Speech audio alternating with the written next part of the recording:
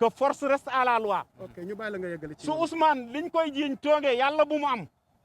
na ko yoon topp su ko fekkente liñ koy jiiñ amul na ko yoon bàyyi topp ka nga xam ne moo ko taqal. honorable li am solo mooy dëgg réew mi dëgg ci la war a dox. honorable dikkal ñun ci li xew ci biir tey jii nii assemblée tënkal ñu ko wax. bon li xew tey mais c'est tout à fait normal, c'est une procédure normale. am na ñaari sénégalais góor ak jigéen kii nee na kii tooñ na ma ndax doon na ma sàkku par force bind na plainte yóbbu ko ci yoon pour mu entamer plainte boobu il faut mu convoquer ñoom ñaar convoqué na kenn ki muy ku jigéen ki déglu nañu ko convoqué nañ ko góor ki nee na du ma dem parce que règlement intérieur assemblée moo ma may pour man ma bañ a dem ma marqué le pas xanaa tey la nangu règlement intérieur assemblée bi ñuy def président commission d'enquête parlementaire man maa doon président bi règlement intérieur assemblée convoqué nañ ko mu lànk lu tax xanaa tey bi mu ko arrangé la nangu règlement intérieur assemblée mu ni du dem ñuy procureur ci plainte boobu ci procès verbal bi ñu ko jébbal mu demandé lever immunité parlementaire Ousmane Sonko mais su ko demandé ñun législative lañ est-ce que pouvoir législatif war na bloquer liggéeyu pouvoir judiciaire je dis non nous devons permettre à la justice de faire son travail la muy atte ak na mu demee yàlla rek a xam ak ñoom ñaar ak lay xewi ëllëg donc foofu du ma fi sore ñu woote assemblée te boo fekkenteen commission des lois daje na ñu désigner 11 membres yooyu commission des lois day def rapport à la plénière pour ñu ratifier ko ñu ñëw plénière bi ñëw pour ratifier ko mu am motion préalable ou préjudiciable motion boobu Toussaint Manga def ko évoquer un certain nombre de faits sur le fait que x la mu ratifier x ñun x suñu yoon newu ca x diggante procureur la ak yéen ñi médias yi koy siiwal ñun li ñu jot ci assemblée muy courrier garde sceaux ko di courrier avocat général procureur général près de la cour d'appel kooku transmettre bu juge d'instruction ak bu procureur de la république Ousmane Sonko la ñu wax ni dañuy demander lever immunité parlementaire am suñu ko demander mais man su doon man la man mais dama cay sawar pour que la vérité mën a feeñ ma dem la ñu may jiiñ su fekkentee ni man la ma xam ni man la su fekkentee ni du man ma xam ni du man ma set ca ba wecc ndax tey kenn mënul atte ku dul Adji Sarr Ousmane Sonko ak yàlla ñoom rek ñoo xam ce que la justice dira maintenant plus tard yàlla na nekk dëgg et j'ai confiance à la justice de mon pays Ousmane liñ koy jiiñ bu dee moom la na ko yoon topp bu dul yoon bàyyi topp ko jiiñ ndax réew dëgg rek moo koy doxal lu dul dëgg amul njëriñ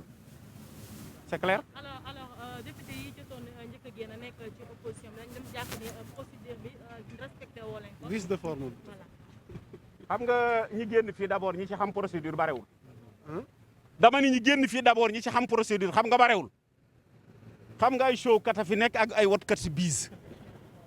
Mame Diarra Fam ban procédure la xam dafa am luy article ak lu dul article yow ñëw nga nee nga procureur plainte contre x la demandé ñun son yoon nekkul ci le procureur wax xam nga luy sunu yoon nun assemblée dañu demander ñu permettre justice mu def liggéeyam par la parlementaire immunité parlementaire ab député boo xam ni am na ku ko accusé muy doomu sénégalais ni moom kooku ñun li nga xam ni moom lañ war a def mooy permettre à la justice mu def liggéeyam loolu la ñu def bi ñu déclenché procédure bi ñoom la ñu demandé muy motion ba may lañ leen ko def nañu ko voté nañ ko à l'écrasante majorité pour que ñu ratifier ko ratifier nañu ko lan mooy vice de procédure foofu y a pas de vice de procédure Toussaint Manga xamul luy vice de procédure c'est un médecin et damay arrêté de Ousmane xamul luy vice procédure assemblée bi man kenn du ma ko jàngal si je ne suis pas le plus vieux député je fais part des plus vieux députés à l'hémicycle 98 laa fi dugg voilà tey nag bu la neexee lii moo la arrangé nga def ko bu la lii arrangé wul nga ne règlement intérieur wala justice loolu dafa war a jeex Sénégal. procédure bi ci topp fan lañ jëm ndax am na procédure ñu te xamuñu réellement mbir yi nan lay demee. buur dinañ ñëw ci est-ce que ba muy dem ca salon ba complot la ba muy gisee ak ndaw si est-ce que complot la. complot xam nga ku koy waxee ji justice réew mi dana won sénégalais yi parce que dofuñu fii ku jàngul droit xam nga luy atte xam nga luy yoon dana wax sénégalais yi loola na mu demee su boobaa nag sénégalais yi danañ mën a apprécier seen bopp mais da nga def li ngay def ba pare nga ni complot la man leen laa mën a considérer xaw ma moo juum xaw ma juumul waaye warul woon dem ci salon ba. étape bi ci topp ku dee ca marché ba noo yaa tàgge sa bopp. étape bi ci topp lan la balaa ngaa étape bi topp ci procédure bi mooy ratifié nañ ko commission bi day dal di def réunion première réunion mu far bureau commission bi day am président am vice président am rapporteur ñu def seen rapport def seen i investigation déglu Ousmane Sonko su ñëwee baax na su ñëwul dana désigner ku ko tontul ak la mu koy wax su paree su laajee ay enquête complémentaire assemblée dana ko def rapport am ñëw présenter ko plénière ñu def ci débat soumettre rapport boobu au vote de la plénière su boobaa bu ñu ko voté ñu lever immunité parlementaire Ousmane Sonko. loolu yëpp ci combien de temps ngeen ko war a mën a am. mais évidemment d'une semaine à 10 jours waay. encore suspense. ah oui mais bien sûr. ndax ñu liñ leen di. donnons le temps au temps pourquoi se précipiter hein de toute façon l'essentiel li nga xam ne moo am solo mais écoutez xam nga complot nit ki gis naa yéen xam nga yéen vous êtes extrêmement important les journalistes complot nit ko wax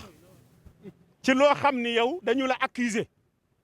parce que fa ñu la accuser boo xamul woon ndaw si du la accuser boo demul woon fa ñu la jiiñee yëf ya duñ la accuser xam nga man duñ ma accuser xam nga man accidenté naa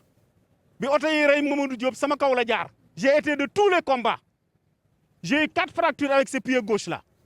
kinésithérapie laay def heureusement le président de l'amicale des kinésithérapeutes Cheikh Seck l'a dit il a dit le député Cheikh Seck ñun ñoo ko doon masser j'ai fait beaucoup de cliniques de thérapeutique ou d'orthopédistes à Dakar pour se faire masser mais je suis pas allé dans les salons de massage où on me marque femme sexy dama ne ku mën a maye nga mën a fay loo faje sa yaram 80% la yi ma def massage yi barke Salatul Fatiha barke Serigne Bamba fayu ma benn assemblée ko fay pour débat li ma pour ci yoon ci du dëgg mais peut-être moom am na ay raison li tax mu dem ko sariwul këram boo amee raison bàyyi sa ñaari jeeg sa nga jël sa diw dem ca jànq ja ñu li la massage yaa ko tey dégg nga baax li ma la wax man sama jabar may massé wala samay doom wala cabinet neurologie wala orthopédiste wala kinésithérapeute soo demee ci jigéen ñu bind ca cabinet ba ay femmes sexy séduisantes ñu di la massé lo yaa ko tey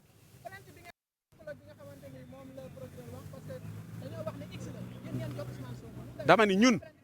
lañu jot demande de levée de l'immunité xanaa dégg ngeen ni wolof soo ministre de la justice sur la demande non parce que la demande de l'immunité parlementaire garde des Sceaux moo koy transmettre Assemblée nationale mais procureur général près de la cour d'appel moo koy jox garde procureur général boobu juge d'instruction bi moo koy jox juge d'instruction procureur de la République moo koy jox donc Bassirou Gueye au dernier maillon de la chaîne au premier maillon day bu paree jox juge d'instruction jox ko Lansana Diaby jox ko garde des Sceaux voilà la procédure normale. gis nañ tey taskatu xibaar yi amuñu woon accès pour des raisons dañu ne ci mbas bi raison sécuritaire. je ne gère pas l'administration de l'Assemblée. waaw mais tey honorable vous êtes là pour le peuple sénégalais tey defe naa. je ne savais même pas qu'il y avait pas accès man damaa teel ma bureau ba ma fa jógee ma dem ca salle ba. honorable ñu waaw mais su fekkoon ne dañ may laaj pour ñu bàyyi leen ngeen dugg ñu bàyyi leen ngeen dugg parce que maa ngi nii dama bàyyi sama ngeen ma woo ma ñëw wax ak yéen du dëgg voilà. dama la ni plainte tab Adji Sarr ku ci ne du Ousmane Sonko loolu laa la wax demande immunité parlementaire bi ñu jox assemblée ku ci nekk Ousmane Sonko x nag laaj leen ko bind x ak fañ ko binde man xaw ma li x oh xanaa déggooy walaf man dama la ni ñun li ñu jot assemblée Ousmane Sonko ci nekk. voilà baax na honorable